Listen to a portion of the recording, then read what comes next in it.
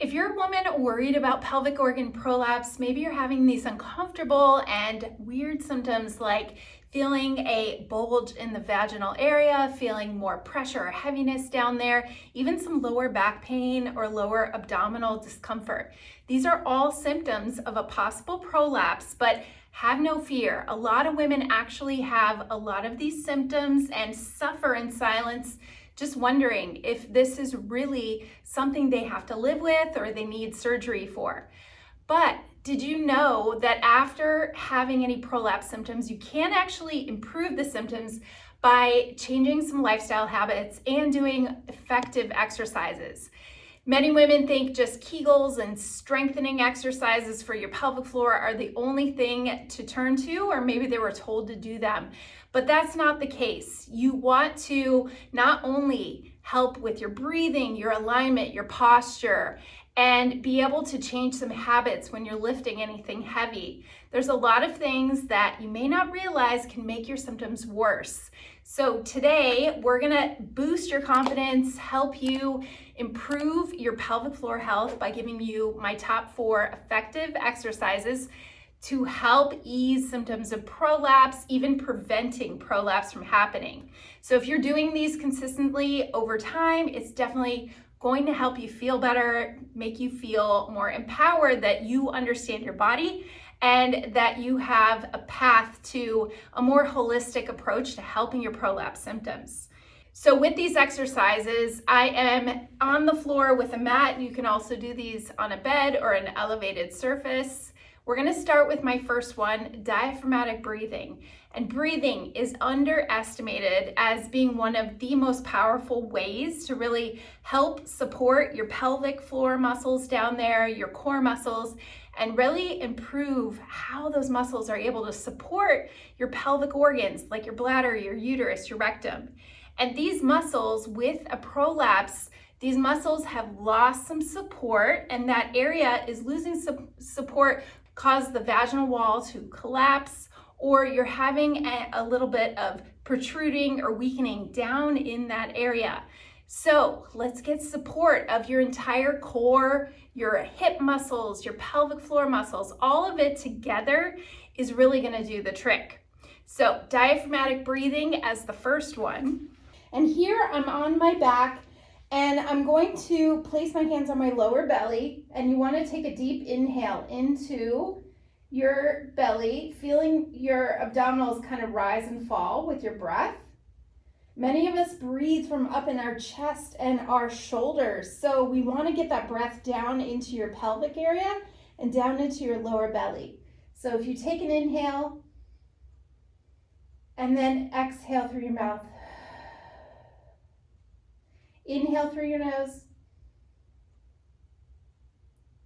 and exhale through your mouth.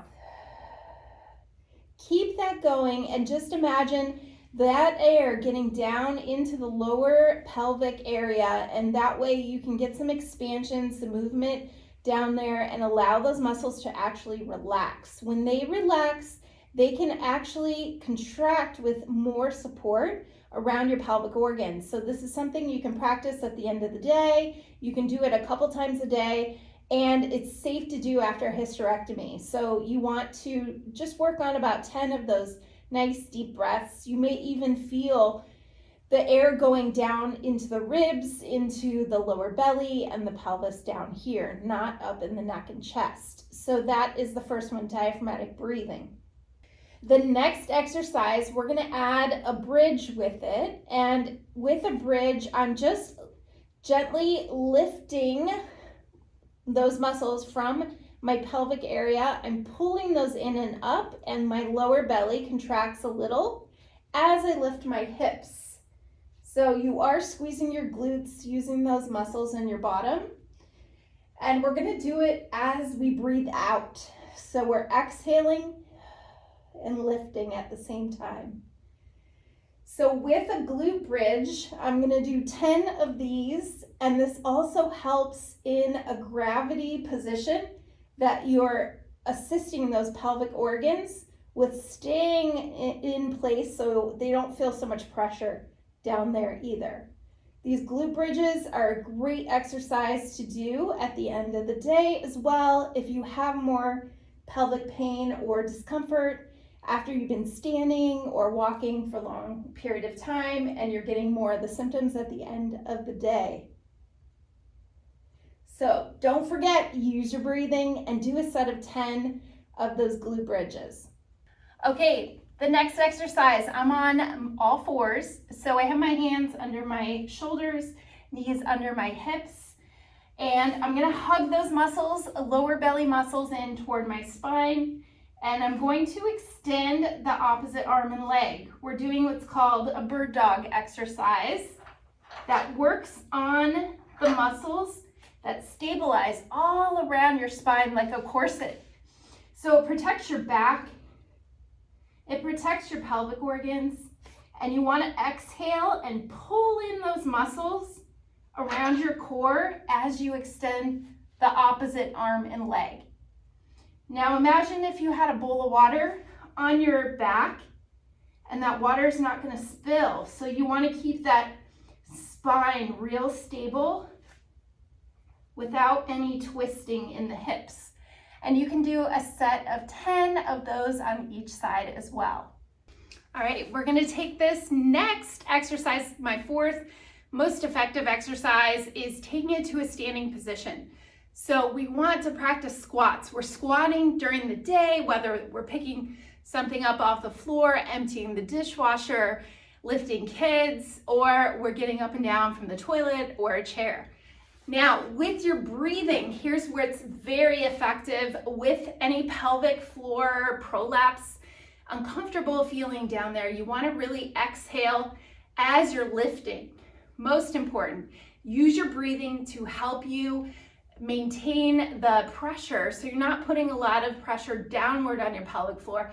Instead, the breathing out and the exhaling as you do the work is going to help those muscles do what they need to do. So we're going to inhale as we go down into a squat, exhale as we come up. Imagine you're sitting back in a chair. So you want to stick your butt back. Inhale as you go down and exhale as you breathe out as you come up. And you can do a set of 10 here. You can make this a more challenging by holding a weight right in front of your chest, like a goblet squat position. Think of pulling in those muscles and squeezing your glutes, pulling in the pelvic floor. As you lift, think of those vaginal muscles just closing and lifting up, kind of like an elevator lifting. Inhale down and exhale up. Okay, there you have it, my top 4 most effective exercises that will help prevent prolapse symptoms, even improve them if you're having any of those symptoms. If you want more guidance and an actual 15 minutes a day of a workout routine to do that's Pilates-based, I will link below my pelvic floor Pilates program that can be super effective for getting all those muscles to really stabilize and help your prolapse symptoms. Now, there's a couple other things that can definitely help your prolapse symptoms having to do with lifestyle. So don't sit on the toilet for long periods of time. Make sure that constipation is not a problem, whether you're eating more fiber, you're hydrating more. Look at the key reasons of why you're constipated. And to help it, you don't want to bear down and strain and hold your breath.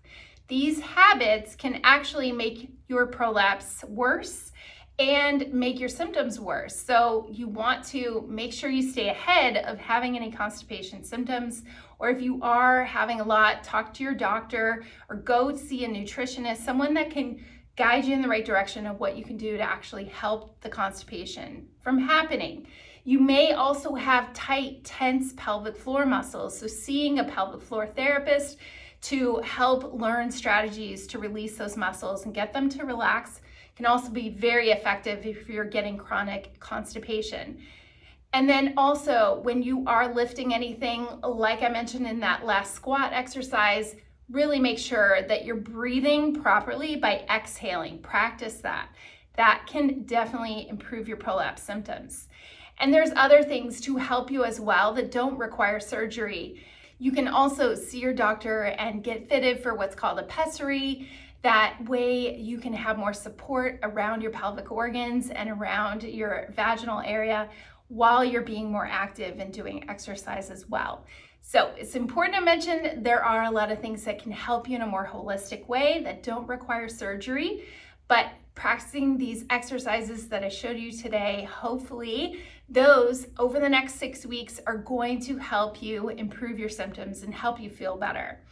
Thanks so much for watching, and if you want more information about Prolapse, go back and watch some of my other videos on this channel and hit subscribe if you haven't already. I'd love to see you in another video, so take care and thank you so much for watching.